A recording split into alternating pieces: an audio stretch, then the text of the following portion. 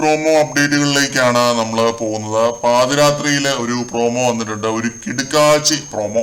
Challenge task 1 power tower. നിങ്ങൾ സ്വപ്നം കാണുന്നത് പോലെ ഒരു ടവർ നിർമ്മിക്കുക. ഇത് തകർത്തെറിയാൻ പലരും പല ശ്രമങ്ങളും നടത്തിയേക്കാം. അവയെല്ലാം പ്രതിരോധിച്ച് ഉയരമുള്ള ടവർ നിർമ്മിക്കുന്നവരാണ് ഈ ടാസ്കിലെ വിജയ്. ഗബ്രിയാണ് ഈ ഒരു ടാസ്ക് ലെറ്റർ വായിക്കുന്നത്. വളരെ ഇൻട്രസ്റ്റിംഗ് ആയിട്ടുള്ള ഒരു ഫിസിക്കൽ ടാസ്ക് ആണ് നാളത്തെ അവരുടെ ചാലഞ്ച് ടാസ്ക് 1. ഗാർഡൻ ഏരിയ മൊത്തം ഈ കാണുന്ന പോലുള്ള കുറെ ബ്ലോക്കുകൾ ഇങ്ങനെ നിരത്തിയിട്ടിരിക്കുകയാണ്. അതിൽ നിന്ന് ഓടിപ്പോയി എടുത്ത് ഈ പറഞ്ഞ പോലെ ഒരു ടവർ നിർമ്മിക്കണം. അതാണ് ടാസ്ക്.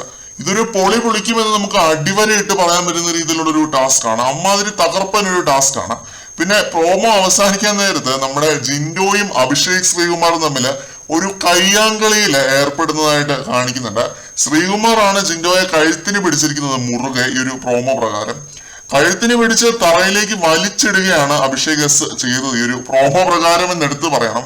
ഇതൊരു ഫിസിക്കൽ അസോൾട്ട് ആയിട്ട് കണക്കാക്കാൻ പറ്റുമോ ഇല്ലയോ എന്നൊന്നും ഒരു 30 സെക്കൻഡ് പ്രോമോ കണ്ടിട്ട് നമുക്ക് പറയാൻ പറ്റില്ല.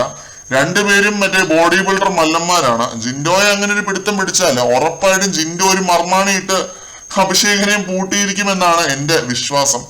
അതുകൊണ്ടൊക്കെ തന്നെ ലൈവ് കണ്ടതിന് ശേഷം നമുക്ക് ഇവരുടെ ഈ ഒരു ടാസ്കിനെ കുറിച്ചും പൊട്ടൻഷ്യൽ ഫിസിക്കൽ അസോൾട്ടിനെ കുറിച്ചും ഒക്കെ ചർച്ച ചെയ്യാം. ഇതിപ്പോ പ്രോമോയാണ്, promo is not a promise എന്നാണ് പറയുന്നത്.